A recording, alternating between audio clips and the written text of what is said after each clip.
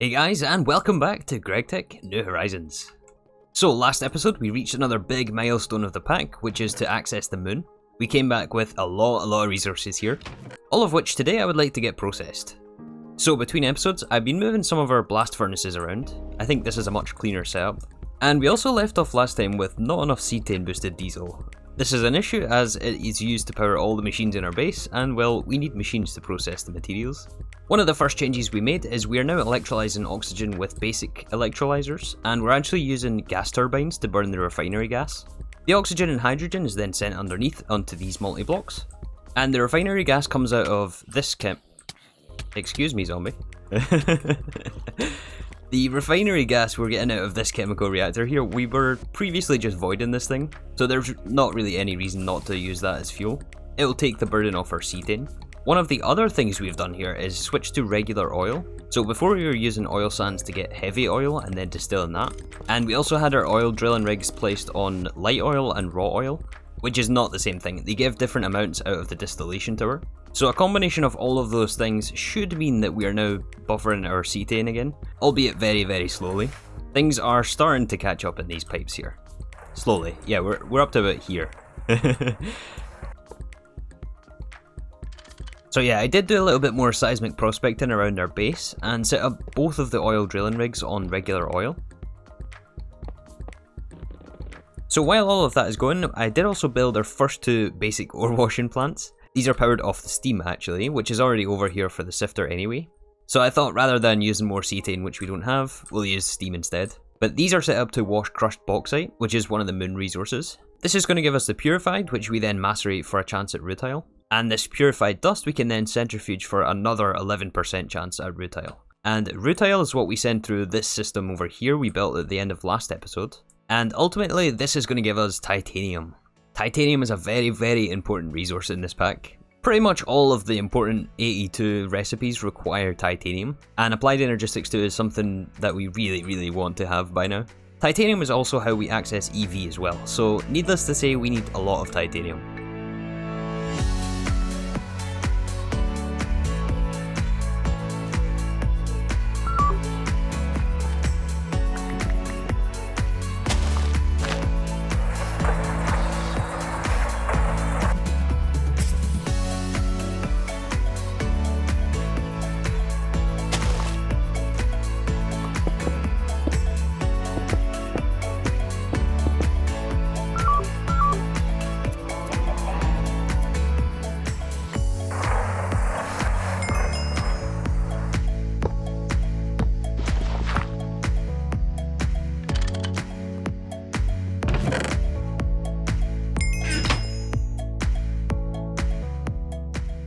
I am very happy to report now that we are finally backing up on cetane boosted diesel. It looks like all the changes we made and switching over to oil has really made the difference. And that's even with these blast furnaces over here running.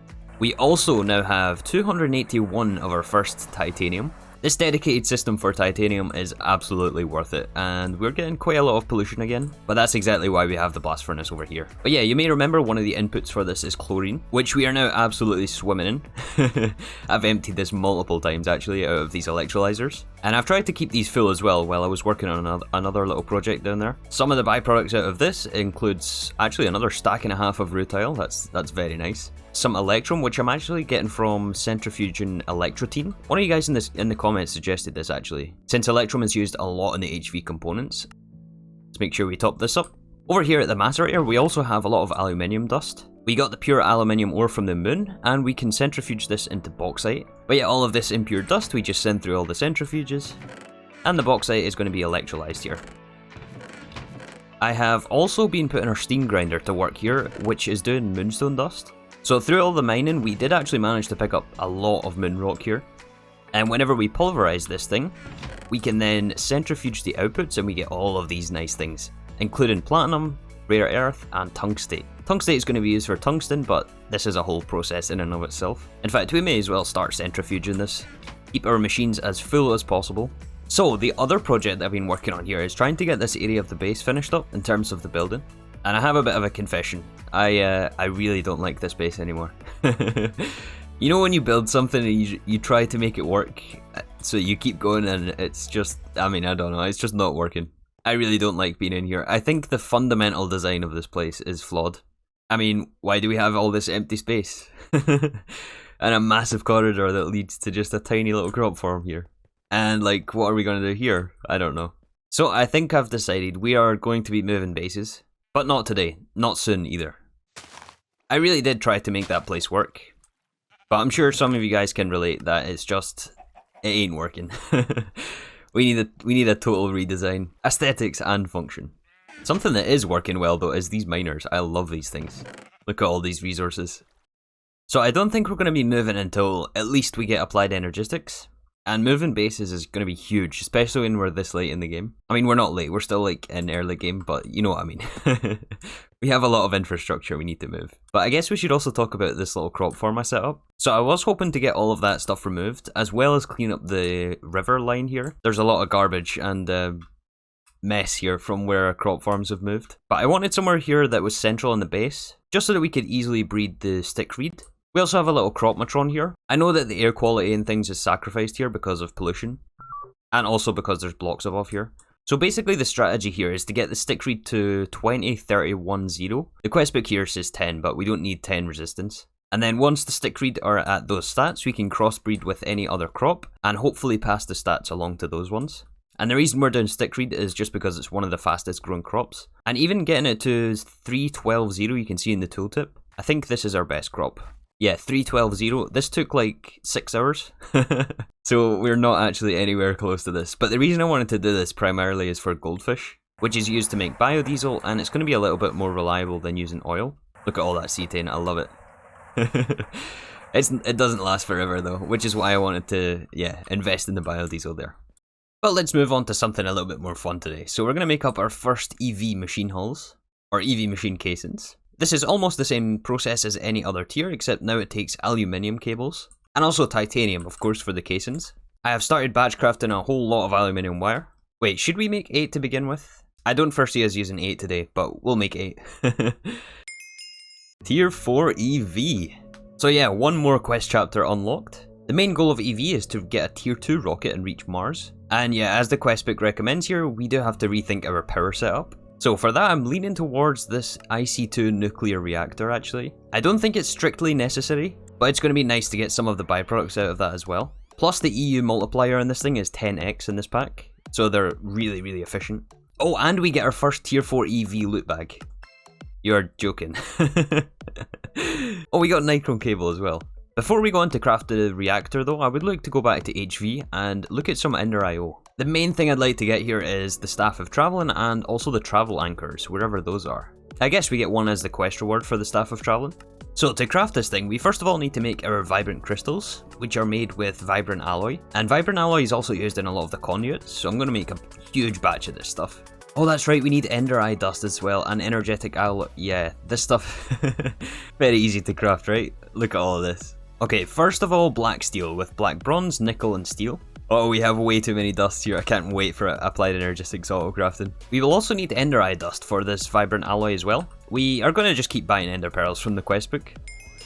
Oh, we're starting to make Invar. Okay, stop. That's about all we can do right now. We're out of steel. And we need steel for our reactor, actually. So now we take the black steel, gold, and conductive iron. Circuit number 2. There we go.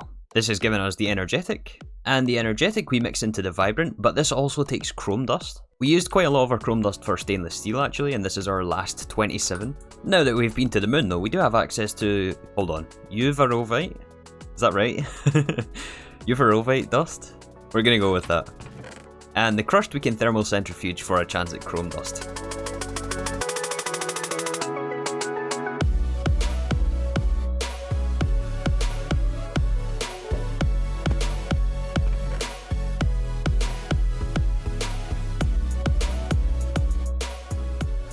Alright, we got just over a stack of vibrant alloy, which then has to be put through the blast furnace, but I noticed here if we use hydrogen gas, it cuts the time in half, and we do have a lot of hydrogen we can use here.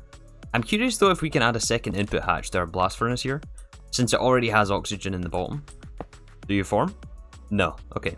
We're gonna have to swap out the oxygen then. And go. 75 seconds per ingot.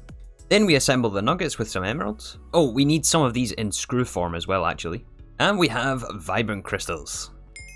And our quest. And more string up there. Oh man, these mobs that shoot the string. It gets everywhere. I'm sure I spotted some over there as well. Yeah, right up there. I don't know if you can see that. Right above the crosshair. Ah, that's right. We also need the ender crystal, which takes the soul binder. I forgot about this step. Alright then, let's jump in. So to unlock the soul binder, we need to create solarium. Solarium is pretty easy to make, but we do need some soul sand. Why is there a pig in the nether? I guess he's with the pigman. He wants to be a pigman. But yeah, solarium, a very easy recipe. Just soul sand, gold, and ashes. And let me guess, this is going to be a blast furnace recipe? Bet you any money. Yeah. Alright, well that was smelting up. I did start prepping the next part of these quests. So to get our soul binder, we actually need a Z logic controller, which takes the slice and splice. To make the slice and splice, we do need some of the casings, which actually take electrical steel. I batch crafted this for something or other a while ago. I don't remember what we needed it for. The other part for these machine chassis from EnderIO takes the basic capacitors, which takes manganese foil and tantalum bolts. I don't think we have tantalum. Yeah, I think it's only from a very specific processing of tantalite. The quest for energetic alloy though does give us 16 basic capacitors, which is going to be enough. And a loot bag. Information panel. We have a few of those by now. We should probably set those up. But the capacitor we can make the chassis with. Are these backwards? I hope that's the case. Yes, there we go. Okay. We will make 4 chassis for now. Much, much cheaper than Divine Journey. One of which we'll make into the slice and splice. Alright, so now for the soulbinder craft. We need our Z logic controller first of all, inside our new slice and splice. This takes 200,000 RF, and we're not generating any RF anywhere, but I'm assuming we can hook these up to Gregtech devices. You know what, let's find out. Please no explosions. Ah, this must be different to 112. I think we maybe do need the RF for this thing. So apparently we need the capacitor bank, which will allow us to transfer the GT energy into RF. We should be able to get away with just one, right? But we do need a cadmium battery for this. I'm sure we have some cadmium somewhere. And there's our 1 capacitor bank. Just basic tier, but let's see if this thing powers the machine. Okay, hook up the capacitor bank to, I guess we'll just do our MV line here. Now we're receiving RF. Okay, so we should be able to power our EIO machines with these. Yes, we are getting power. Okay, so first of all, we need the ender resonator, some silicon plates, solarium, vibrant alloy, and an enderman head. Please tell me we have an enderman head. We have 1. Exactly enough, look at that. And that's right, we also need the tools for this. We have a spare pair of shears from our sheep farm, and I'm sure in 112 the matic works. Let's see if it works here. No, I could be wrong about that, to be honest. Let's get a regular axe instead. I was going to try the healing axe, but I don't think I want to chance that. If any of you guys want to risk that, let me know if that works. Okay, is this thing running? I guess so, it just takes forever. And the other part we need for the soulbinder is the Z logic controller. Very similar recipe, only it's a zombie head and a red alloy plate this time. 1 ender resonator. So I noticed on the recipe for the travel anchors actually, which we're going to want a few of. These are actually going to be very expensive, taking 4 HV circuits each. Yeah, we may only be getting 1 or 2, but we also need pulsating crystals, which needs pulsating iron. I made up a small batch of that, I think 30 dust, which is going through the blast furnace, and it looks like our titanium processing is broken here somehow. We're not getting any tetrachloride in the blast furnace. Oh, it's all in the super tank. Oh, I must have forgot the filters on this thing. Yeah, we need to filter chlorine only in the super tank. Yeah, there we go, and this stuff should be in the blast furnace. Now it's running, okay, nice. And we do now also have our Z logic controllers, but we should make sure to pick up the quest for the soul eater, which requires the quest a soul vessel.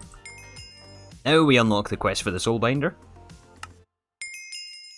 which I guess can go on the other side of the capacitor bank for power.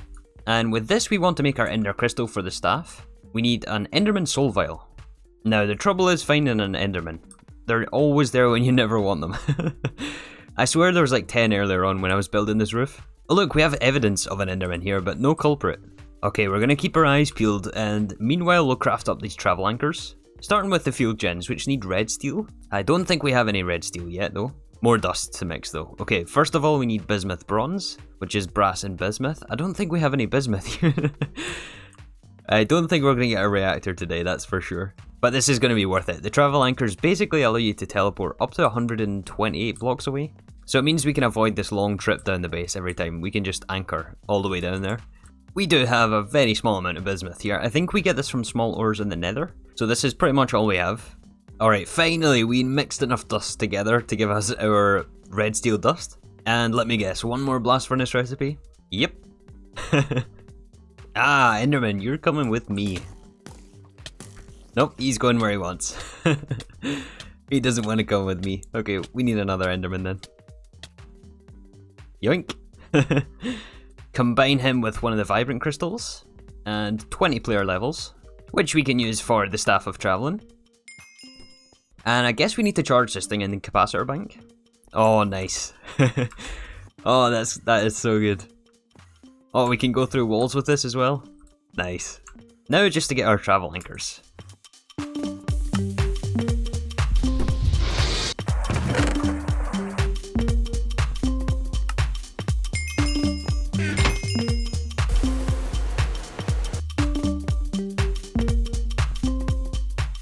Well, after a bit of crafting, we can pick up our first 2 travel anchors. And I realised that we missed actually all the quests for these things. So actually in MV, there's a quest for EnderIO stuff. To progress any more with these quests though, we do have to find a full Tantalite and Spisartine vein. Both the overworld and the nether version, and we don't have that, so we're not getting the quests. I think we do miss out on a free travel anchor though. Yeah, we get a free one from this quest here. But we do also get one more free from the Staff of Traveling quest, which we can actually claim here. So that gives us 3, one of which we're going to put right here. The other one I'm thinking we put right around here, or maybe on this side. No, we're going to put it here. And the third one I think we put next to the EVFs. And that way we can very easily travel between these things. And we can reach all the way to the other one. Yeah, that's nice. We should name these though. That is nice. The only thing is it takes a lot of power. I wonder if there's any wireless charging or anything available. But yeah, the reason we can't get any more is we're actually out of diamonds for pulsating crystals. We have quite a lot of diamond dust somewhere. I think it's split between these 2 chests. Yeah, we have over 2 stacks of diamond dust. It's just not very easy to convert dust into regular diamonds in this pack. But with that, I think we're going to call this the end of today's episode. A little bit of a shorter one today, I didn't have as much time. We did achieve what we set out to do though, which is fix our cetane supply. We also made some progress here on Stickreed, which is going to take hours and hours still. But that's more of a long-term project, I would say. I would love if it was done now though. We kind of need the biodiesel. But as a byproduct of that, we do have some many useful species here, including the black stone lily actually, which we lost when we first started crops. I'm quite pleased to see that thing show up. As for the supply of titanium, well, we're up to 524 here. And there is actually some more ore we have to process. Look at all this bauxite here. And ilmenite. I think ilmenite can also give us the bauxite, which we can centrifuge. Oh, this gives us rutile directly. Wow. And it looks like our oil rigs down here, I think, have probably stopped. Yeah. It looks like this one's run out. I'll have to move this thing. But I don't think we have any more regular oil in close proximity. Anyways, guys, that is going to do us for today. Thank you again for watching, and I'll see you all soon for some more Gregtech New Horizons.